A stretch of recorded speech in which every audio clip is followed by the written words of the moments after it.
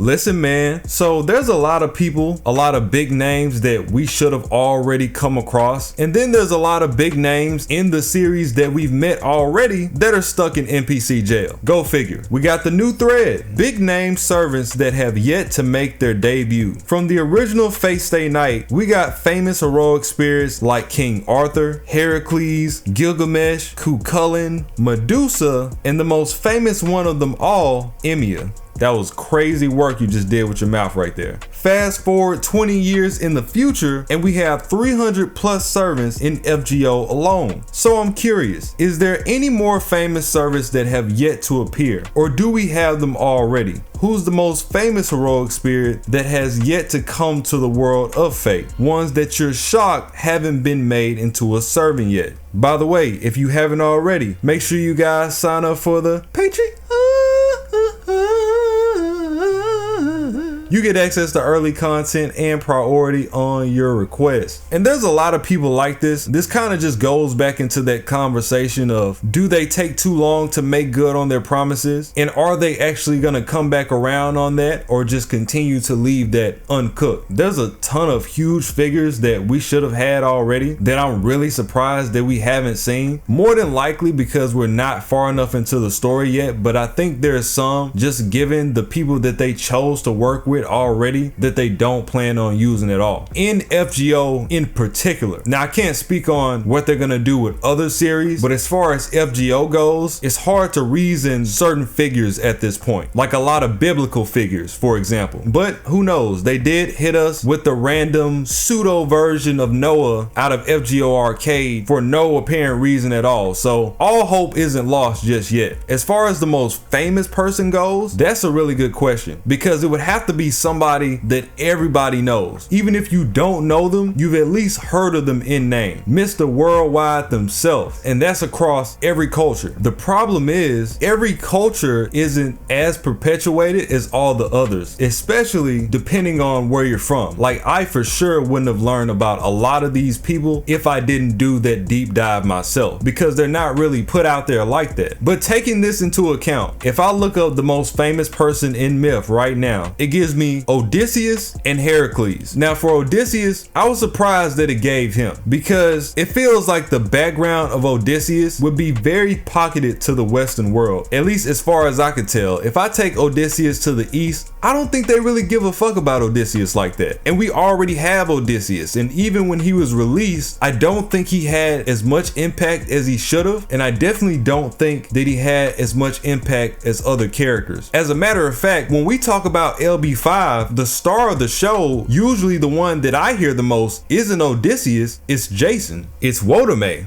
It's damn near everybody but Odysseus, which is kind of weird considering that he's the great bulk of a lot of things that we had to overcome. A part of that is the burden of being the opposing force. You know, people only root for the good guy, and then him not being what people wanted him to be, they latch on to that and ignore everything else. Even if you were to consider the Odyssey and the Iliad poems, yeah, that's really ingrained with us in the West, but how far does that go really? For example, if you look into the Japanese counterpart for Odysseus, you come up with Yuri Waka. I've never heard of this man. I've never even heard anybody mention this man. Yuri Waka, a retelling of Homer's Odyssey in which Odysseus is transformed into Yuri Waka, the strongest man in Japan, who commands the emperor's ships battling the pirates of Shiragi. So if this holds to be true, and Kawa is just as famous on the other side, then Odysseus definitely deserved a better rollout. But for Heracles, I kind of understand. If at least you haven't heard about Heracles in myth itself, you've heard of this towering, indestructible figure that's just bigger and badder than everybody else. Even if you take that to Hindu, you have people like Bhima, for instance. If you look up the most famous mythical pantheon, of course, we come up with Greek. Arguably the most famous mythology of all, Greek mythology features a colorful cast of central deities. Some of the most well-known among them include Zeus, god of the sky and thunder, and ruler of all the other gods. Hera, goddess of marriage, women and childbirth, as well as the wife of Zeus. Zeus is in fact a character that's stuck in NPC jail. I don't know how they would be able to get him out considering how powerful he is, but that's definitely somebody to consider. As far as Hera goes, in LB5 we did get the Europa Hera mix-up, which I wouldn't necessarily say that that's her, given how dominant Europa seems to be in that character, but at least we have some form of her. If you ask me, I honestly would have said King Arthur, because if you know nothing, you would have at least heard it in name or in motif. Even in the East, if you go to Japan, they have their counterpart to King Arthur. It's Yamato Takeru, who we just recently got, so that's not somebody to even look for anymore. Now, to get into the comments, the first person on that list we have is Abe. Abe no Seimei appeared in Lost Belt 5.5, but he still hasn't been made into a servant. I wonder why, seeing he is the most famous onmyoji in Japan. Yeah, Seimei is somebody that's been put into the works for a very long time. I mean, going all the way back into Shimosa, we've been hinting at Seimei for forever. When Domen was pretending to be him, Abe no Seimei, guardian of Kyoto, and a genius among the onmyoji. He was a legend, the highest rank of astrologers, and a master of yin and yang techniques. It's said he even knew secret spells that could bring the dead back to life. It's also said that a man with that true name defeated the white-faced nine-tailed fox, one of the three great monsters that threaten all of Japan. And this just assumes that Seimei is that person, because it did say the person with that true name. Our version of Seimei being said to have taken down Amaterasu is some crazy shit. Amaterasu is one of the greatest big bads that we have. She's up there with the types, she's up there with chaos, she's up there with the umbral star. So not only should he be one of the greatest mages, on paper he should be the best mage, barring people like maybe the most pivotal version of Merlin, maybe Solomon if you consider that occult side from his background. Seimei is also somebody that's stuck in NPC jail. We seen him in Heian. That's before becoming an actual servant, where his abilities should technically be more pronounced, depending on how they go about it. Now, considering the release of Remnant, I would have figured that Seimei would have popped up there, given the time frame and also what they decided to focus on. But since we ended up getting his descendant, which is also fine, I'm looking at it like, when are they gonna do it now? And that's kind of how I always feel when they miss the mark to include a character. They didn't do it in Heian, they didn't do it in the main canon of Remnant. Is he gonna be in the DLC? Is he gonna come in the latter half of FGO 3? What's the deal here? Because realistically, it has to fit within the narrative. Now, him being a Japanese servant, he has a better chance than anybody, because that's where fate comes from. We're still likely to get a random event and they just throw him in it, and that would be completely fine. It just seems like there has already been more fitting places to do so, and if they were going to do it, they would have done it already. But we'll see. We've definitely been owed that man for quite some time. The next one, Sun Wukong, the Monkey King. No, not Ritsuka cosplaying him in the 2 CEs does not count. The real Vortigern from Proper Human History, and not Mothman. See, these are good. Sun Wukong is somebody that Type Moon has been cooking up for a long time, going all the way back to Fate Koha Ace, the April Fool's comic that came out back in 2012. And we've literally had joke depictions of him, if people don't know. To go even further than that, El Malloy has also been cooking up with his background. Ergo is a composite entity that was created back at Atlas that's comprised of multiple people, and one of those aspects is Sun Wukong himself. And because of his involvement, we actually now have a depiction of what his character looks like. And by the way, El Malloy, both the case files and the adventures, is by far one of the most slept on pieces in Type Moon, period. I really wish they gave it the time of day to give it more adaptations, because it's really consistent and it's consistently good. Looking at the myth of Sun Wukong, we know that a lot like Herc, Wukong was said to be a damn near impenetrable force no matter who you ask. And I feel so bad that I left him out that Berserker video, because I had him in mind, but it slipped. Not only should we have Wukong as a Berserker, but he should be for sure one of the Grand Berserker candidates, given his background and journey to the West. It's just one of those things kings that he's so powerful, I'm not exactly sure how they want to do it.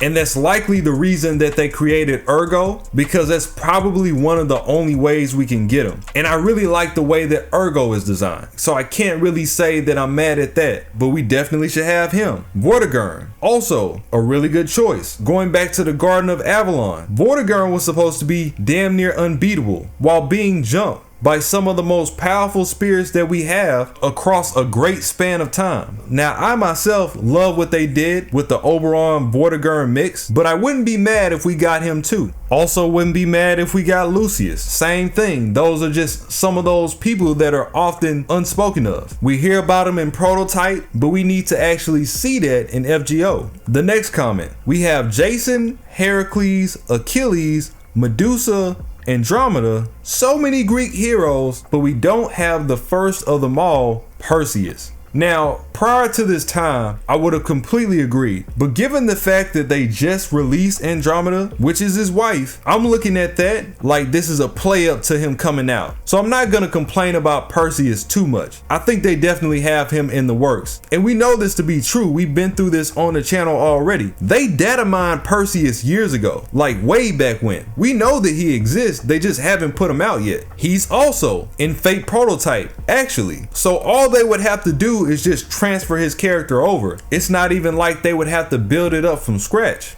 Genghis Khan. I've been saying him for forever. Genghis freaking Khan, the man who created one of the largest empires in human history. Everybody should know him by now. Facts. I'm glad he said that too, because I just thought about it. Genghis Khan being from the east as a force that drove into the Western world, he also might be one of the most popular people to ever exist. Because usually it's the other way around. Usually it's west going into east. But for Genghis Khan to be east going into west, you can't help but for most people to know about him. The thing with Genghis Khan is probably the thing with everybody else of that stature. Too controversial. But to me, again, he's not any more controversial than a lot of the people that's already been put into the series that's been watered down. Alexander the Great, Nero, Attila the Hun. So I don't see why they would stop at him. The Fuhrer is also in Koha Ace, and I brought this up before in the Discord. They don't say him in name actually because he's too controversial. They just call him a quote-unquote body double, but it's the Fuhrer. Cyrus the Great is another, but I think he's not as well known in certain parts of the world. Yeah, Cyrus being the person that founded the Persian Empire is huge. Personally, I'm more familiar with the Dariuses and Xerxes, but I don't see why we don't have him yet. As the creator, he can't have any less relevance than the other kings. Another name to add, Pharaoh Tut, Child King of Egypt, somewhat well known. Yep, when I think about pharaohs, some of the first people that I think of is Ramses and King Tut. Then we have the Abrahamic prophets like Adam, Abraham, etc. Exactly. And I said that at the beginning of the video. A lot of biblical figures, all the archangels. It makes sense, but narrative wise, where do they go now? Like we already have Moses. He's in Prototype. We've seen him depicted alongside Ozzy already. It's just that he doesn't get nearly as much press as he would if he were put into FGO. The thing is, I'm not gonna lie, there are some characters that I would rather not even touch FGO because I'm already knowing what's about to happen. Moses is kind of different because he's already made. All they would have to do is transfer. But if they do it from the ground up, you might end up with an Odysseus situation where they turn him into a Power Ranger, because why not?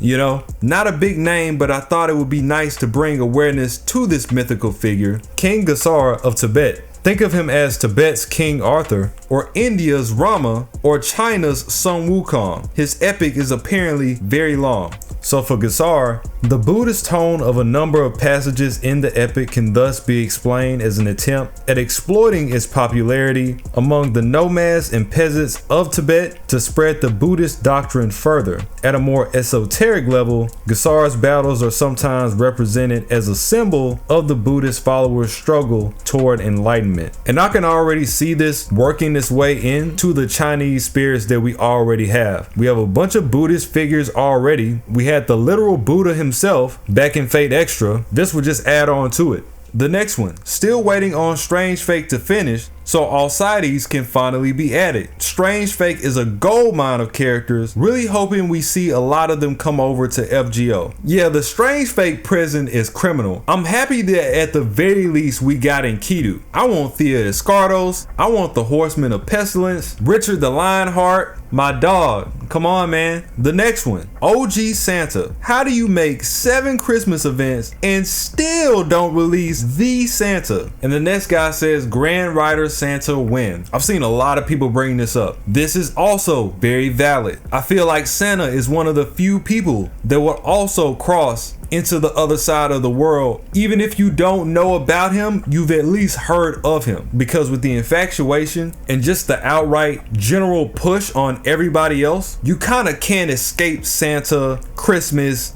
Jesus, so on and so forth. I don't even know how we don't have a Santa that's NPC locked at the very least. Given how much time that we've spent in the game so far, that should have been like one of the big shebangs. Hey, you've been through all these other events, here's the real Santa. I want Sinbad to be an actual servant. He's too well known to be reduced to a phantasm. And he's Scheherazad's phantasm, by the way. He's actually one of those 1,000 stories that she told. Yeah, he's definitely famous enough. As a matter of fact, out of those 1,000 stories that she told, he would be one of, if not the story at the forefront, for sure. Which is crazy to consider when you think about how much that is to go through. Even though not entirely thematically suited for young ones, most children brought up in Southeast Asia and the Middle East are familiar with these stories. Some of the most popular tales are familiar across the world, including those of Sinbad the Sailor, Ali Baba and the 40 Thieves, and of course, Aladdin and his lamp. I can't believe I've never seen anybody bring up Aladdin, and you know it's over here because Disney got a hold of a lot of these. So people literally grew up on this, even on this side. The whole line, way too popular to not be a servant.